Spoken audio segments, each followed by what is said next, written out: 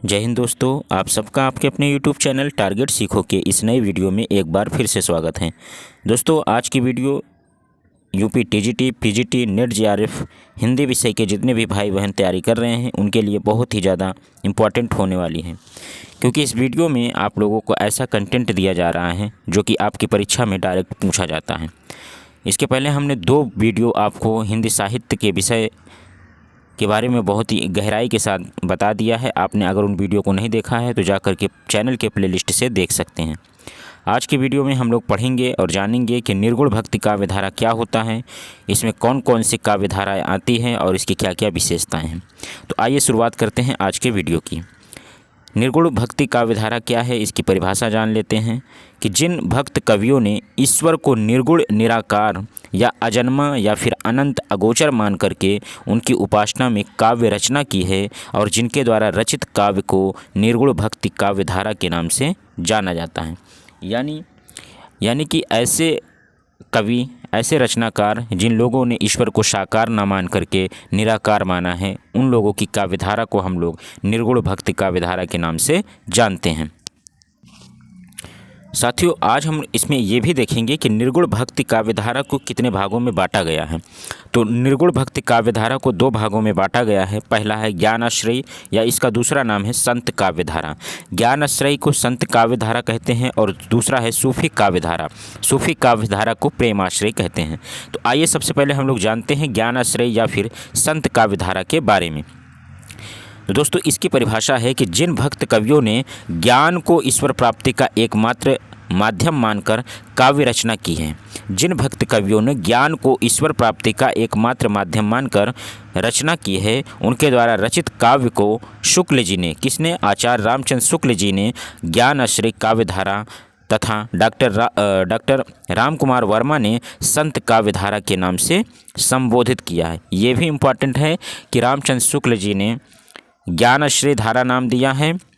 निर्गुण भक्ति काव्यधारा का जो पहला पार्ट है, जिसे हम लोग ज्ञानाश्रय या संत काव्यधारा कहते हैं, तो ज्ञानाश्रय नाम किसने दिया है, रामचंद्र शुक्ल जी ने। लेकिन डॉक्टर रामकुमार वर्मा ने क्या नाम दिया है, तो संत काव्यधारा। दोनों नाम एक हैं। ठीक है दोस्तों, अब हम लोग देखेंगे कि ज्ञानाश्रय संत काव्यधारा की विशेषता क्या है। ज्ञानाश्रय या फिर संत काव्यधारा की विशेषताएँ क्या क्या हैं, ये इतने इम्पॉर्टेंट है कि ये आपके किस्से हैं, निर्गुण भक्ति काव्यधारा के अंतर्गत आते हैं। तो इनकी विशेषताओं में पहली विशेषता है ईश्वर के निर्गुण रूप की उपासना करना, अर्थात जिसमें जो ईश्वर दिखाई नहीं देता है, कोई साक्षात मूर्ति की उपासना नहीं की जाती है। एकेश्वरवाद इन लोग का विशेषता है। एकेश्वरवाद का मतलब हो गया एक ही ईश्वर पर विश्वास करना। तीसरी विशेषता की बात करें तो योग साधना द्वारा शरीर एवं मन की शुद्धि पर बल दिया गया है। योग साधना के द्वारा इस पर बल दिया गया है और इसके साथ साथ गुरु को ईश्वर की तुलना में ऊंचा स्थान दिया गया है। निर्गुण काव्यधारा के जो संत काव्यधारा है उसकी विशेषता है ये मोह माया की निंदा की गई है, जाति प्रथा का या वर्ण व्यवस्था का विरोध किया गया है और बाहरी आडंबरों का खंडन किया गया है। ये कुछ महत्वपूर्ण विशेषताएँ थी जो किसकी थी, ज्ञानाश्रय या फिर संत काव्यधारा की विशेषताएँ थी। आगे हम लोग देखेंगे दोस्तों, जो अगला हमारा पॉइंट होगा वो होगा कि संत काव्यधारा के प्रवर्तक कौन थे प्रवर्तक संत काव्यधारा के, ये किसने किसे माना है। तो आचार्य रामचंद्र शुक्ल, हजारी प्रसाद द्विवेदी एवं राम स्वरूप चतुर्वेदी के अनुसार कबीर दास जी क्या हैं, संत काव्यधारा के प्रवर्तक कवि हैं। संत काव्यधारा के प्रवर्तक कवि वैसे भी सर्वमान्य हैं कि संत कबीर दास जी को संत काव्यधारा का प्रवर्तक कवि माना जाता है। और इसको मानने वाले कौन कौन से आलोचनाकार हैं, तो आचार्य रामचंद्र शुक्ल, हजारी प्रसाद द्विवेदी, राम स्वरूप चतुर्वेदी, इन तीनों के अनुसार कबीर दास को क्या माना गया है, संत काव्यधारा का प्रवर्तक कवि माना गया है। लेकिन इसके अलावा डॉक्टर गणपति चंद्रगुप्त, डॉक्टर रामकुमार वर्मा ने किसे माना है, तो नामदेव को माना है संत काव्यधारा का प्रवर्तक कवि माना है, नामदेव को। संत काव्यधारा से संबंधित प्रमुख कवियों का जो कालानुक्रम है ये बहुत इंपॉर्टेंट है, क्योंकि इसमें इतना ज़्यादा इंपॉर्टेंट है कि इसमें डेट वगैरह भी पूछी जा सकती हैं। तो संत काव्यधारा से प्रमुख कवि कौन कौन से हैं वो देखते हैं हम लोग। तो सबसे पहले है नामदेव जी को देखेंगे। नामदेव जी का जन्म होता है 1135 ईस्वी में। जाति इनकी क्या थी? दर्जी। निधन की बात करें तो 1215 ईस्वी में। किन की बात कर रहे हैं हम लोग? नामदेव जी की बात कर रहे हैं। ये पहले जो है कवि हैं। इनका स्थान कहाँ, जन्म स्थान कहाँ था? महाराष्ट्र। आप सभी जानते हैं नामदेव कहाँ के हैं? महाराष्ट्र के हैं। ठीक है दोस्तों। इसके बाद हम लोग देखते हैं रैदास। रैदास के बारे में देखेंगे तो संत रैदास जो है इनका जन्म 1388 ईस्वी में होता है। निधन की बात करते हैं 1518 ईस्वी में। ये जाति कौन थी इनकी? चमार जाति थी और काशी में इनका जन्म हुआ था। बनारस काशी में इनका जन्म हुआ था रैदास जी का। तीसरे की बात करें हम जो कि इम्पॉर्टेंट हैं, कबीरदास जी की बात करें। कबीरदास जी इतने इम्पॉर्टेंट हैं कि इनको संत काव्यधारा का प्रवर्तक कवि भी कहा जाता है। तो इनको याद रखना बहुत ज़रूरी है और यहाँ से सवाल आपसे पूछा जा सकता है कि कबीरदास जी का जन्म 1398 ईस्वी, निधन की बात करें 1518 ईस्वी, और जाति से क्या थे? जुलाहा थे। अभी हम लोग कबीरदास जी को बहुत ही डिटेल से देखेंगे वीडियो में आगे। इनका जन्म कहाँ हुआ था? काशी में हुआ था। एक और देखते हैं जम्भनाथ। जम्भनाथ एक थे जो कि संत काव्यधारा के प्रमुख कवियों में आते हैं। इनका जन्म 1451 ईस्वी में। मृत्यु की बात करें तो 1523 में। जाति की बात करें तो राजपूत थे। इनका जन्म कहाँ हुआ था? नागौर जिला राजस्थान में हुआ था। ठीक है दोस्तों। ऐसे ही हम लोग तमाम सारे संत काव्यधारा के प्रमुख कवियों को हम लोग देखते हैं। दोस्तों हम लोग बात कर लेते हैं दादू दयाल की। दादू दयाल जी का जन्म हुआ था 1544 में। मृत्यु की बात करें 1603 में। धुनिया जाति के थे, अहमदाबाद में इनका जन्म हुआ था। रज्जब एक कवि थे जो कि संत काव्यधारा के कालानुक्रम में आते हैं। तो इनका जन्म 1567, मृत्यु 1689। पठान जाति के थे ये और इनका जन्म जहाँ हुआ था उसका स्थान का नाम है जयपुर। इसके बाद इम्पॉर्टेंट है मलूक दास। आप सब ने इनका नाम सुना होगा मलूक दास जी का। तो इनका जन्म हुआ था 1574 ईस्वी में। मृत्यु की बात करें तो 1682 ईस्वी में। जाति इनकी खत्री थी और जन्म स्थान इनका कहाँ था? प्रयागराज इलाहाबाद था। ठीक है दोस्तों। अब ये बहुत ही ज़्यादा इम्पॉर्टेंट है दोस्तों, क्योंकि अब हम लोग देखेंगे किनके बारे में? संत कबीरदास जी के बारे में। हमने आपको ऑलरेडी बता दिया कि संत कबीरदास ये संत काव्यधारा के प्रवर्तक कवि हैं। और प्रवर्तक कवि हैं तो इनसे सवाल आना ही आना है, चाहे आप यूपी टीजीटी की तैयारी कर रहे हो, पीजीटी के, नेट जेआरएफ, किसी के भी। तो कबीरदास जी बहुत ज़्यादा इंपॉर्टेंट हो जाते हैं। तो इनको हम पूरा डिटेल से पढ़ेंगे। इनका जन्म स्थान क्या था, कहाँ इनके जन्म हुआ था, कब मृत्यु हुई थी, सब कुछ हम लोग एकदम डिटेल से पढ़ेंगे कबीरदास जी के बारे में। दोस्तों ध्यान से आप सुनिएगा। कबीरदास जी के बारे में हम लोग शुरुआत करते हैं। कबीर जो शब्द है ये अरबी भाषा का शब्द है जिनका अर्थ होता है महान। कबीर शब्द का क्या अर्थ होता है? महान होता है। बहुत डीपली से हम लोग पढ़ना शुरू किए यहीं से। इनका जन्म की बात करें, अभी हमने आपको बताया 1398 काशी में। मृत्यु की बात करें तो 1518 ईस्वी में इनकी मृत्यु होती है। किनकी? कबीरदास जी की। ठीक है दोस्तों। अब देखते हैं कि कबीरदास जी का समय जो है अलग अलग विद्वानों ने अलग अलग माना है कि इनका जन्म कब हुआ था, कब नहीं हुआ था। तो अलग अलग विद्वानों के अनुसार अलग अलग हैं। तो आइए हम लोग देखते हैं कि कबीर का समय विभिन्न विद्वानों के अनुसार क्या क्या है। भंडारकर, मेकालिफ और माता प्रसाद गुप्त के अनुसार, तीन जो लेखक हैं उनके अनुसार देखते हैं तो ये 1398 ईस्वी से 1518 जो कि सर्वमान्य हैं उसी को मानते हैं। कौन कौन मानता है? भंडारकर, मेकालिफ और माता प्रसाद गुप्त के अनुसार। रामचंद्र शुक्ल जी के अनुसार बात करें, ये 1399 ईस्वी मानते हैं कि रामचंद्र शुक्ल मानते हैं कि 1399 क्या था? कबीरदास जी का इस समय था। बील के अनुसार बात करें 1490, हंटर के अनुसार बात करें 1300 से 1420 के बीच, और बेस्कट तथा स्मिथ के अनुसार बात करें तो 1440 से 1518, और श्याम सुंदर दास जी के अनुसार बात करें 1399 से 1518। अब इन सब में सबसे ज़्यादा सर्वमान्य कौन है? पहला वाला भंडारकर, मेकालिफ और माता प्रसाद गुप्त के अनुसार 1398 से 1518 इम्पॉर्टेंट है, यही सर्वमान्य है। इनका जन्म समय और इनका जो समय है कबीरदास जी का वो माना जाता है 1398 से 1518 ईस्वी। कबीरदास जी के जन्म और निधन से संबंधित कुछ पंक्तियाँ भी दी गई हैं। रचनाओं में कुछ पंक्तियाँ हैं। किन रचना में है? तो कबीर चरित्र बोध में एक पंक्ति दी गई है। उसमें ये लिखा हुआ है कि 1455 साल गए चंद्रवार इक ठाठ भय, जेठ सुदी बरसायत को पूर्णमासी प्रगट भय। ये किस में लिखा हुआ है? ये पंक्ति कबीर चरित्र बोध में लिखी हुई है। कबीर दास जी के जन्म और मृत्यु से संबंधित है। और दूसरी भक्तमाल की रचना में लिखा हुआ है, भक्तमाल की जो टीका थी उसमें क्या लिखा हुआ है कि सनवत 1575 कियो मगहर को गौन, और माघ सुदी एकादशी रल्यो पौन में पौन। तो ये भक्तमाल की टीका में ये वाली पंक्ति लिखी हुई है। इससे पता चलता है कि कबीरदास जी का जन्म जो हुआ था 1398 से 1518 के बीच में, यानी 1398 में जन्म होता है और 1518 में मृत्यु होती है। अगला बिंदु होगा कि कबीरदास जी के जन्म स्थान के बारे में भी बहुत ज़्यादा मतभेद हैं। तो उसमें अलग अलग विद्वानों ने अलग अलग स्थान को कबीरदास जी का जन्म स्थान माना है। काशी में कौन कौन विद्वान हैं जो काशी में कबीरदास जी के जन्म को स्थान मानते हैं, जन्म स्थान मानते हैं? तो इसमें श्याम सुंदर दास, आचार्य परशुराम चतुर्वेदी, प्रभाकर माचवे और कबीर के अंतःसाक्ष्य, ये सभी कबीर को कहाँ मानते हैं? इनका जन्म काशी में मानते हैं। और मगहर में कौन कौन मानता है? तो मगहर में मानते हैं पीताम्बर दत्त बर्थवाल, डॉक्टर राम कुमार वर्मा, डॉक्टर गोविंद त्रिगुणावत और रामजी लाल सहाय। ये लोग मानते हैं कि मगहर में कबीरदास जी का जन्म हुआ था। लेकिन सबसे ज़्यादा साक्ष्य और सबसे ज़्यादा सर्वमान्य जो है वो काशी है। अगला बिंदु हम लोग देखेंगे दोस्तों, कबीरदास जी के गुरु के नाम पर भी बहुत ज़्यादा क्या है, कन्फ्यूज़न है अलग अलग विद्वानों के बीच। तो कबीरदास जी के गुरु का नाम क्या था हिंदुओं और कबीर के अनुसार?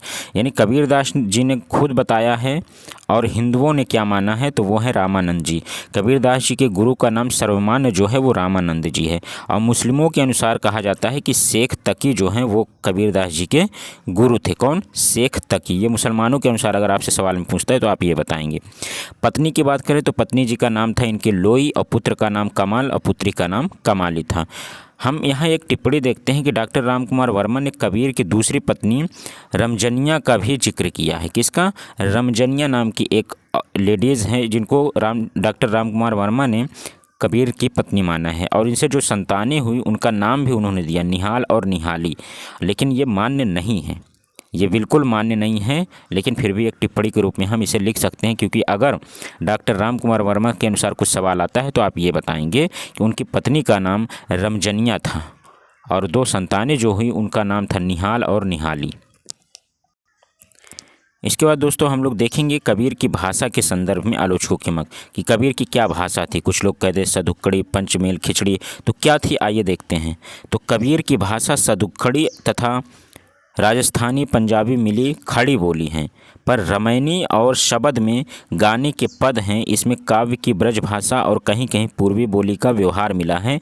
ये कथन किसका है? आचार्य रामचंद्र शुक्ल का है। याद रखिएगा, इम्पॉर्टेंट कथन है। दूसरा देखते हैं, भाषा पर कबीर का ज़बरदस्त अधिकार था, वे वाणी के डिक्टेटर थे। ये सवाल पूछा जा सकता है कि कबीरदास वाणी के डिक्टेटर थे, ये किसने कहा? तो हजारी प्रसाद द्विवेदी ने। तो जिस प्रकार से उन्होंने जिस रूप में प्रकट करना चाहे उसी रूप में भाषा से कहलवा लिया। बड़ापन बन पड़ा तो सीधे सीधे, नहीं तो दरेरा देकर। ये किसका कथन? ये है हजारी प्रसाद द्विवेदी जी का कथन। बहुत इंपॉर्टेंट है, इंपॉर्टेंट से ज़्यादा इंपॉर्टेंट है। हजारी प्रसाद द्विवेदी जी का ये कथन किसके बारे में? कबीरदास जी की भाषा के बारे में। तीसरा है, कबीर हमारी भाषा के सर्वश्रेष्ठ रहस्यवादी कवि हैं। ये किसने कहा? डॉक्टर गोविंद त्रिगुणायक। किसने? डॉक्टर गोविंद त्रिगुणायक ने क्या कहा? उन्होंने कि कबीर हमारी भाषा के सर्वश्रेष्ठ रहस्यवादी कवि हैं। दोस्तों अगला पॉइंट हम लोग देखेंगे कबीर जी की रचनाएं। तो डॉक्टर नगेंद्र ने कबीर की रचनाओं की संख्या 63 मानी है, जो कि 43 प्रकाशित हैं। इनमें से कुछ मुख्य हैं। पहला है अगाध मंडल, अक्षर खंड की रमैनी, कबीर की बानी, रेखता, शब्दावली, अनुराग सागर, अमर मूल, कबीर गोरख गोष्ठी, मोहम्मद बोध, कबीर की साखी, अक्षर भेद की रमैनी, ब्रह्म निरूपण, विचारमाला, हंस मुक्तावली, उग्र गीता और विवेक सागर, और इसके साथ साथ ज्ञान सागर। इस प्रकार किसने माना है? डॉक्टर नगेंद्र जी ने माना है कबीरदास जी की रचनाओं को। हाँ, और बात करते हैं बीजक की। सबसे इम्पोर्टेंट जो फेमस है बीजक, इसके संकलन करता कौन थे? धर्मदास। कबीरदास जी के जो शिष्य थे धर्मदास, उन्होंने इनका संकलन किया था। कब किया था? 1464 ईस्वी को इसका संकलन काल है बीजक का। और बीजक में ही क्या है? 3 रचनाएं हैं जो कि बहुत इंपॉर्टेंट है, साखी, शबद, रामायणी। ये बहुत ही ज़्यादा इंपॉर्टेंट है। तो आइए देखते हैं हम लोग साखी में कितने अंग हैं, शबद में क्या है और रामायणी में क्या है, उसके बारे में हम लोग देख लेते हैं। बहुत इंपॉर्टेंट ये सवाल आपकी परीक्षा के लिए हो जाता है। दोस्तों हम लोग साखी के बारे में देखते हैं। साखी में 59 अंग हैं, सांप्रदायिक शिक्षाएं हैं इसमें। भाषा क्या है इसकी? साखी की सधुक्कड़ी है, जिसमें राजस्थानी प्लस खड़ी बोली प्लस पंजाबी ये सब हैं। और शबद की बात करें तो इसमें माया, ब्रह्म, जीव आदि से संबंधित विचार हैं। भाषा की बात करते हैं तो ब्रज एवं पूर्वी बोली। रामायणी की बात करते हैं तो चौपाई, दोहा, छंद, बीजक का भी सबसे महत्वपूर्ण भाग यही है रामायणी। और भक्ति संबंधी पद हैं इसमें। भाषा कैसी है? ब्रज और पूर्वी बोली है। इसके बाद हम लोग देखते हैं कबीर के संदर्भ में आचार्य रामचंद्र शुक्ल ने कौन कौन से कथन दिए हैं। और आप सभी जानते हैं, जितने भी हमारे भाई बहन यूपी टीजीटी पीजीटी की तैयारी कर रहे हैं उन सबको पता है कि आजकल या नेट जेआरएफ की भी तैयारी कर रहे हैं तो सबसे ज़्यादा क्या पूछा जाता है? कथन पूछा जाता है। तो आइए हम लोग देखते हैं कि आचार्य रामचंद्र शुक्ल जी ने कबीरदास जी के बारे में कौन कौन से कथन कहे हैं। पहला कथन देखते हैं जो कि रामचंद्र शुक्ल जी का है कि भाषा बहुत परिष्कृत और परिमार्जित न होने पर भी कबीर की उक्तियों में कहीं कहीं विलक्षण प्रभाव और चमत्कार हैं। इंपॉर्टेंट है, याद रखिएगा, रामचंद्र शुक्ल जी का कथन है। अनेक प्रकार के रूपकों और अनुयोक्तियों द्वारा उन्होंने ज्ञान की वही बातें की ही हैं जो नई न होने पर भी वाग्वैचित्व के कारण अनपढ़ लोगों को चकित किया करती हैं। ये किसका है कथन? ये भी रामचंद्र शुक्ल जी का कथन है। तीसरा उन्होंने क्या कहा था? उन्होंने भारतीय ब्रह्मवाद के साथ सूफियों के भावात्मक रहस्यवाद, हठयोगियों के साधनात्मक रहस्यवाद तथा वैष्णवों के अहिंसावाद तथा प्रवृत्तिवाद मेल कर अपना पंथ खड़ा किया है। ये सब किसके किसके कथन हैं? ये सारे के सारे कथन जो हैं आपके सामने, ये आचार्य रामचंद्र शुक्ल जी के कथन है। किसके बारे में हैं? तो संत कबीर दास जी के बारे में।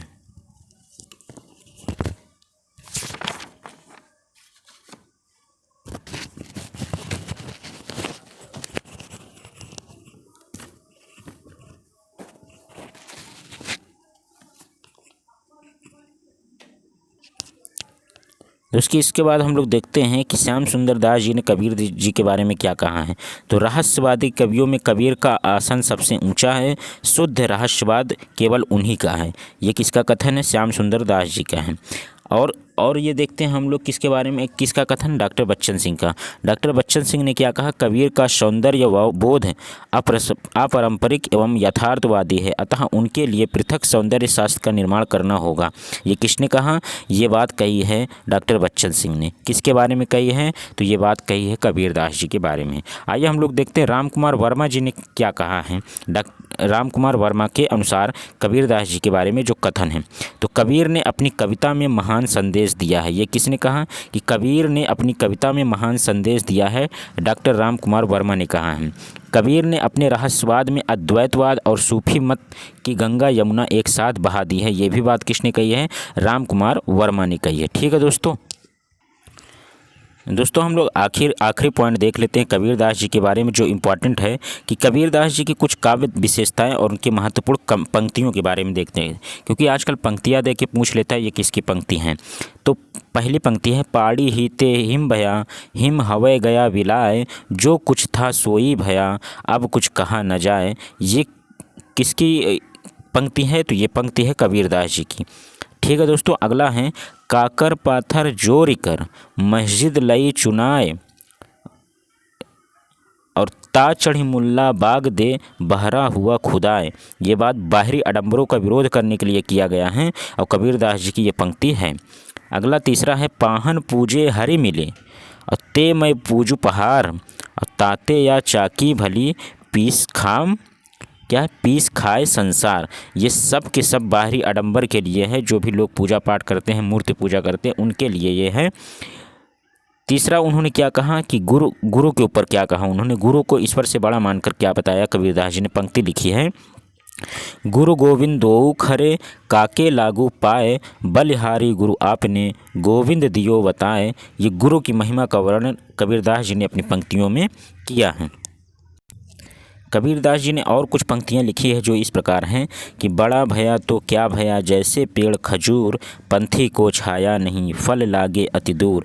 ये सदाचार की शिक्षा के लिए कबीरदास जी ने इस पंक्ति को लिखा। एक और देख लेते हैं हम लोग कि चलती चाकी देख कर दिया कबीरा रोए, दुई पाटन के बीच में साबुत बचा न कोय। ये सारी की सारी पंक्तियाँ किसकी है? ये सारी की सारी पंक्तियाँ संत कबीरदास जी की हैं, जो कि संत काव्यधारा के प्रवर्तक कवि हैं। दोस्तों, आज की वीडियो में हम लोग भक्ति काव्यधारा के, निर्गुण भक्ति काव्यधारा के संत काव्यधारा, जिसमें हम लोगों ने कबीरदास जी जो प्रवर्तक कवि हैं इनके बारे में देख लिया है। कल की वीडियो में हम लोग देखेंगे दादू दयाल जी के बारे में, मलुकदास जी के बारे में। इन सब को हम लोग बहुत ही डिटेल से पढ़ेंगे। साथियों, अगर आप UP TGT, PGT, net, JRF Hindi के किसी भी राज्य के किसी भी राज्य के टीजीटी की तैयारी कर रहे हैं तो आपको ये कंटेंट बहुत ही शानदार लगा होगा। अगर आपको वीडियो अच्छी लग रही है तो लाइक करें, अपने दोस्तों तक शेयर करें और वीडियो को पूरा देखें। और हमारे चैनल पर नए हैं तो चैनल ज़रूर सब्सक्राइब करें। ठीक है दोस्तों, बहुत बहुत धन्यवाद। Thank you so much. Best of luck.